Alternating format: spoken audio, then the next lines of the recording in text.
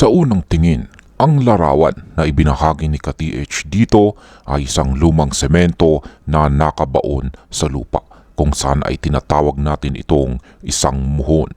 Sa mata ng isang ordinaryong tao, ito ay maaring nasirang boundary marker lamang. Ngunit sa mata ng isang treasure hunter, ito ay maaring isang positive indicator o isang confirming marker. Ang katayuan ng semento, ang pagkaluma nito, ang pagkakahalo ng mga bato at ang misteryosong butas sa gitna ay nagpapahiwatig na ito ay hindi basta-basta ibinuhos.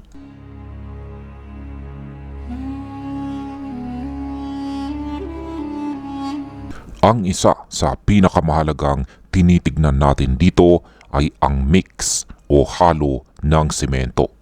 Ang mga sundalong Hapon noong panahon ng digmaan ay gumagamit ng kakaibang klase ng semento na matigas at madalas ay may halong mga bato na hindi tugma sa natural na bato sa paligid.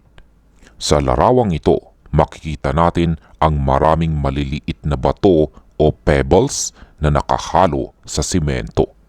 Ito ay tinatawag na aggregates. Kung susuriin nating mabuti, ang semento ay mukhang rough o magaspang. Ito ay sinyales na ito ay hasty concrete o sementong minadali ang paggawa na madalas gawin sa panahon ng giyera. Ang pagiging brittle o madaling madurog ng ibabaw nito ay posibleng dahil sa sobrang tagal nito o kaya naman ay sadyang low grade ang ginamit na semento sa ibabaw para magmukhang natural na bato pero matigas sa ilalim.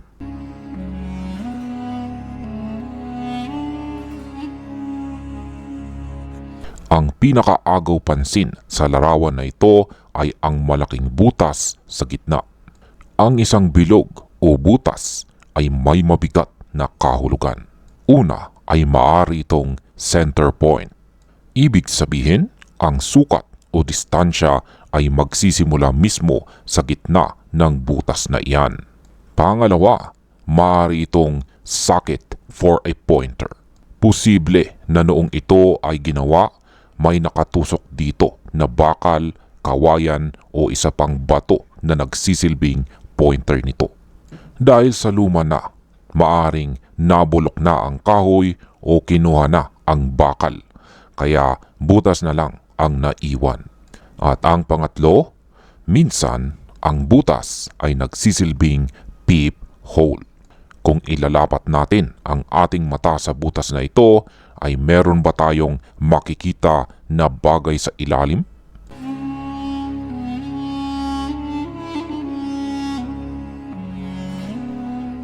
Ngayon ay meron naman tayong tinatawag na camouflage by distraction.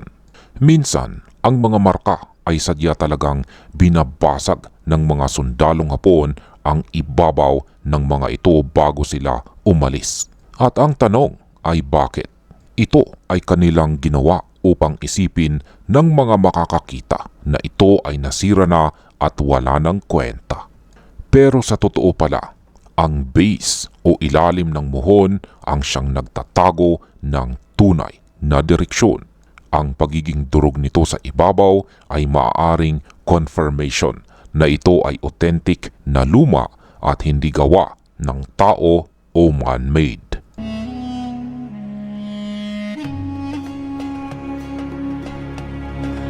Ang mga pebbles o maliliit naman na bato na naka-embed sa semento ay hindi yan random.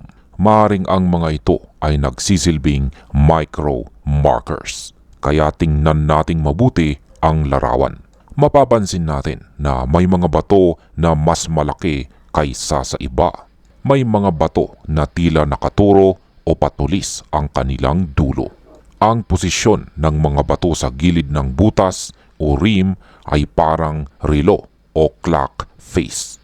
Kaya tingnan natin o suriin natin kung may kakaibang bato sa 12 o'clock, 3 o'clock o 6 o'clock na posisyon. Ang direksyon kung saan nakaturo ang kakaibang bato Halimbawa, batong itim sa gitna ng mga batong puti ay sadyang direksyon ng susunod na marka o ng deposito.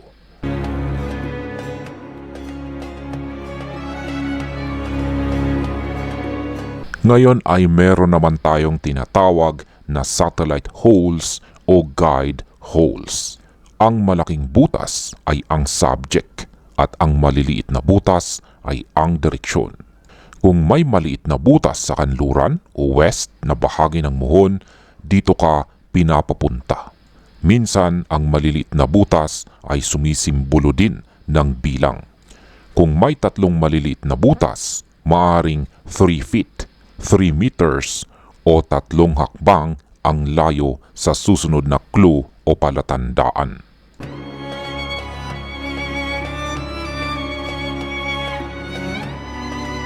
Kahit durog na ang ibabaw, tila may shape pa rin ang base o ilalim ng muhon.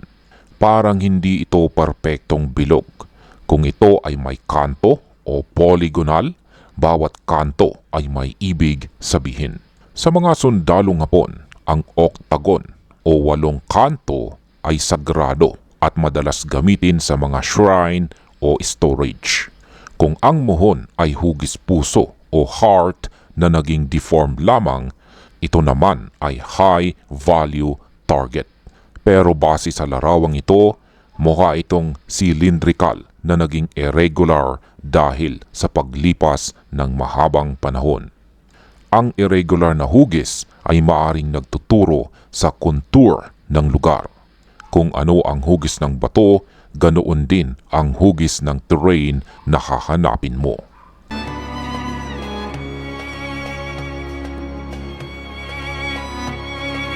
Sa bandang kanan naman, mga 3 o'clock to 4 o'clock position, may isang medyo malaking bato na makinis at kulay brown o gray na naka-embed.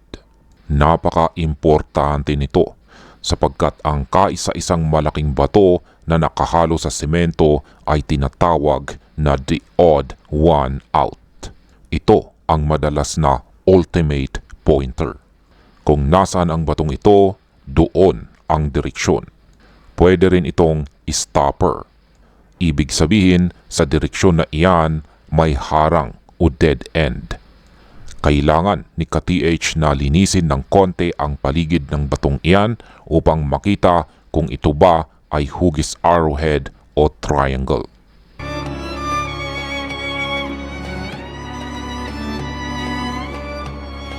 Pagdating naman sa lalim ng butas sa gitna ay maaring may direktang relasyon ito sa lalim ng deposito.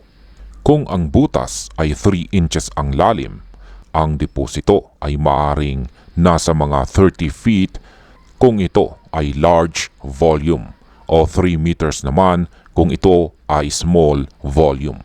Ang pagkakagawa ng muhon o buhos ay nagpapahiwatig ito na ang deposito ay nasa ilalim ng lupa na tinambakan din ng hard fill o semento. Kaya asahan na mahirap ang paghuhukay dito.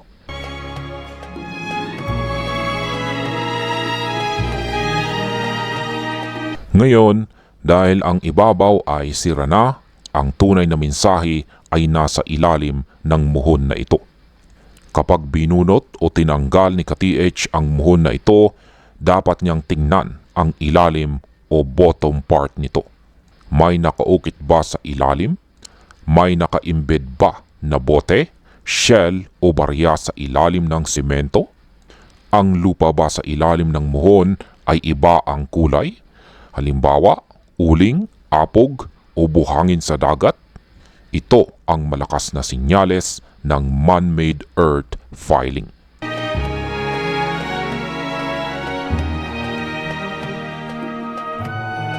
Sa kabuuan, masasabi ko na ang bagay na ito ay hindi ordinaryong bato. Ito ay pasok sa kategorya ng old concrete marker. Ang kombinasyon ng aggregates, ang sadyang pagkakabuo ng butas sa gitna at ang pagkakaluma nito ay malakas na indikasyon na ito ay ginawa ng tao sa matagal na panahon at posibleng nitong nakalipas na World War II. Ngayon, ang masasabi ko dito para kay ka-TH ay una, huwag muna itong sirain. Linisin mo muna ang paligid nito. Huwag gumamit agad ng maso.